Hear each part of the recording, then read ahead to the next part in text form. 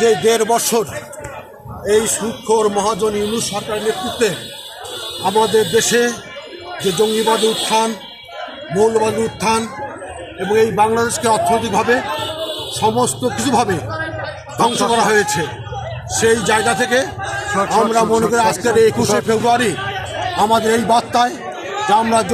জঙ্গিবাদ মৌলবাদের বিরুদ্ধে বাংলাদেশ আওয়ামী লীগ সর্বদা প্রস্তুত এবং যন্ত্রী শেখ হাসিনা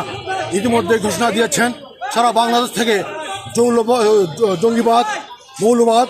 এবং ২৪-এর যে জঙ্গিবাদ আছে তাদেরকে আমরা মোকাবেলা করবো ইনশাল্লাহ।